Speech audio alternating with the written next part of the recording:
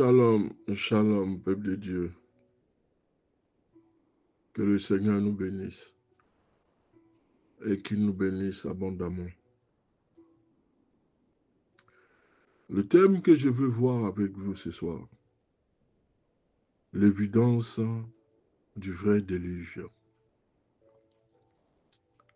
Quand on parle de l'évidence du vrai déluge, vrai par rapport à faux, ce qui amène certains scientifiques érudits à contester la Bible. Or, ce qui est clair n'a pas besoin d'explication. Genèse 6, le verset 17. Je vais faire venir le déluge sur la terre pour détruire toute chair qui sous le ciel a souffle de vie. Tout ce qui est sur la terre périra. Alléluia. Si l'Éternel a fait descendre un déluge, c'est pour nettoyer le péché sur la terre, purifier la terre, donner un nouvel élan à la terre. La terre a été souillée par toutes sortes de péchés que nous pouvons connaître, toutes sortes d'abominations et d'iniquités. Toutes choses qui ont enflé la colère de Dieu étaient pratiquées au temps de Noé. Il y avait toutes sortes d'immoralités, de péchés sexuels, de sorcellerie, de magie, de cartomancie, de nécromancie. Il y avait toutes sortes d'abominations. Et le Seigneur ne pouvait pas laisser ça prospérer pendant longtemps.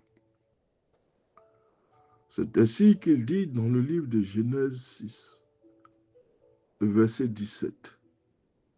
Je vais faire venir le déluge sur la terre pour détruire toute chair qui sous le ciel a souffle de vie. Tout ce qui est sur la terre périra. Genèse 6, le verset 17. Je disais à l'instant qu'on parle à l'évidence de vrai déluge. Si on parle de vrai déluge, c'est par opposition à ce qui est faux. Quelques chrétiens libéraux ont adopté l'idée selon laquelle le déluge n'avait été que régional, suivant ainsi la théorie des scientifiques selon laquelle le déluge n'aurait frappé que la vallée de Mésopotamie. En quelque sorte, le déluge dont parle la Bible n'a pas couvert toute la terre, mais elle a frappé qu'une partie de la terre. Remettez ainsi en cause toute la Bible, tout l'enseignement biblique sur le déluge. Pour eux, le déluge, tel que défini, n'a frappé qu'une partie, c'est-à-dire que là où Noé vivait, et que l'ensemble de la terre aurait été épargné. Donc, ça n'a frappé que la vallée de Mésopotamie, le monde connu au nom de Noé, et non pas la terre tout entière. Le monde connu au nom de Noé, le monde où Noé y était avec ses enfants, où Noé vivait avec ses compatriotes. Noé a été écarté, vivant dans la sanctification, cherchant toujours l'approbation de Dieu, s'éloignant de ce qui pouvait attirer la colère de Dieu.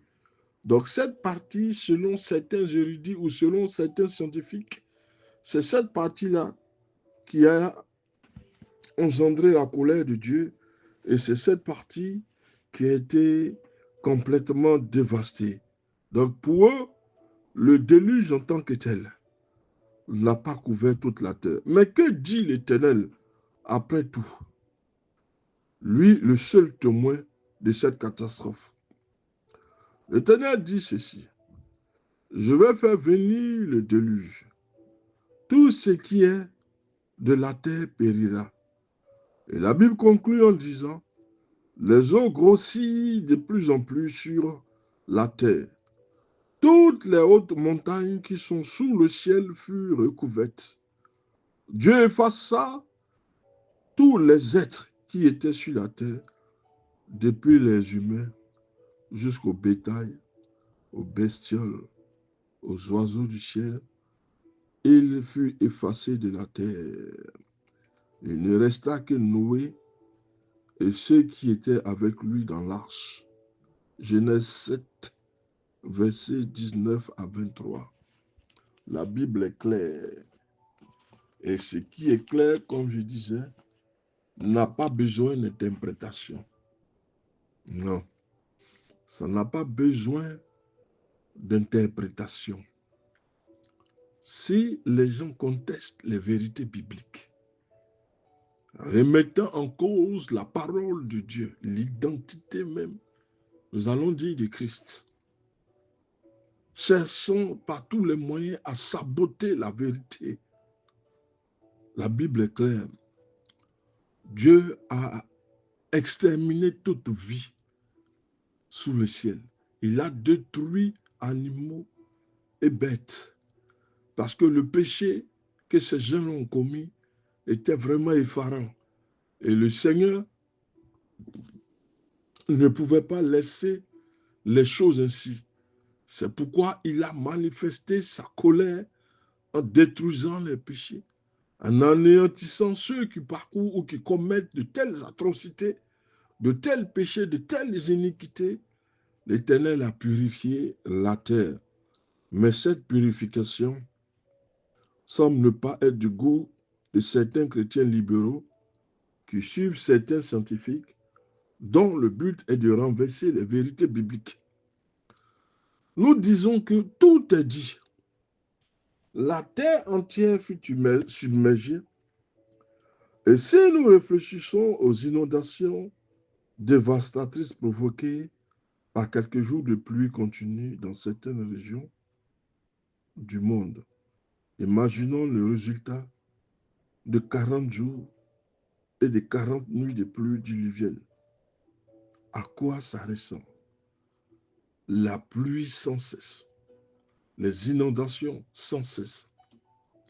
Nous avons vu les inondations ces derniers temps en Espagne, ce à quoi ça ressemblait. C'est peut-être les pluies de 2 ou de 3 jours. Mais imaginons les pluies de 40 jours sur toute la terre. C'est la dévastation. C'est la destruction totale. Imaginons le résultat de 40 jours et de 40 nuits de pluie diluvienne.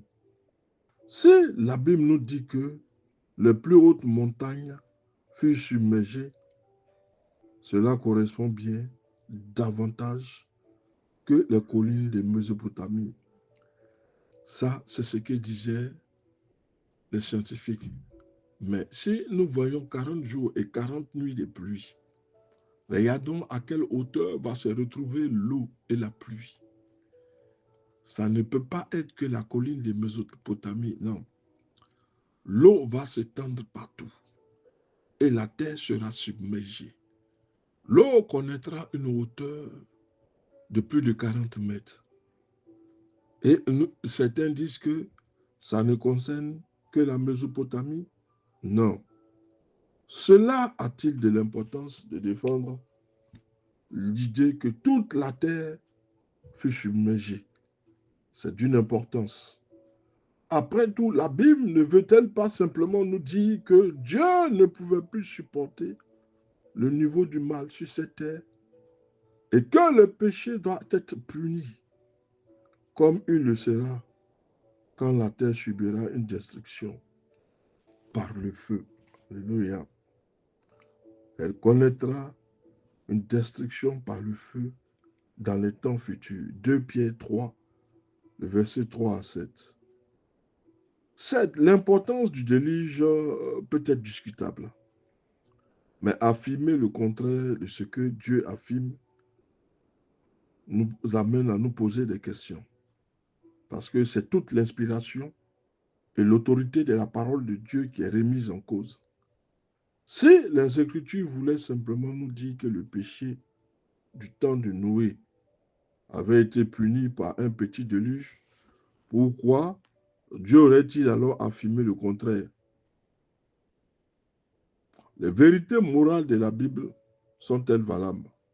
Mais les vérités historiques ne le sont-elles pas? Nous voyons qu'une telle approche des textes bibliques est très dangereuse parce que cela risque de mettre en question tant de vérités historiques qui sont mentionnées dans la Bible. Au-delà de ce que se dit, au-delà de ce qui se dit, nous disons une chose. La parole de Dieu garde son autorité. Elle est une autorité. Et elle ne peut pas se remettre en cause parce qu'elle est la vérité éternelle. Ce ne sont que des affabulateurs ou des agitateurs qui veulent remettre la Bible et la parole de Dieu en cause. Ce qui s'est passé au temps de Noé, au temps de Lot, arrivera de nos jours. Le péché montera à son comble. Au lieu de contester la parole de Dieu sur la véracité du déluge dans le monde, on aurait pu regarder plutôt du côté de Lot, là où une partie de la région était véritablement ancrée dans la débauche. Mais nous disons ceci. Ce qui est arrivé au temps de Lot, au temps de Noé, pardon, au temps de Lot, se passera de nos jours. Le Seigneur viendra. Est-ce qu'il trouvera de la foi sur terre? Avec ce que nous sommes en train de voir, de constater, comment les choses sont dans une sorte de dérivation totale. Comment une loi aujourd'hui est en train de permettre qu'un jeune à partir de 16 ans peut changer de sexe sans le consentement de ses parents. Comment l'âge de la sexualité a été ramené à 15 ans. Et il y a cette dépravation. Comment les organes humains sont vendus. L'homme n'a plus d'amour pour son prochain. Le profit de tous, c'est l'argent. Mais vous croyez que Dieu va laisser prospérer l'injustice, l'inégalité, l'immoralité, l'iniquité? Vous pensez que Dieu va laisser prospérer ces choses-là? Le monde est en train d'arriver à sa fin. Tout est en train de se désagréger. Nous assistons à des guerres de ci et de là. Nous voyons comment aujourd'hui les choses sont renversées. Le mal est devenu bien. Prépare-toi à la rencontre de ton Dieu. Marche dans la vérité et la franchise. Donne de l'autorité à la parole de Dieu dans ta vie. Et tu seras sauvé. Que Dieu vous bénisse.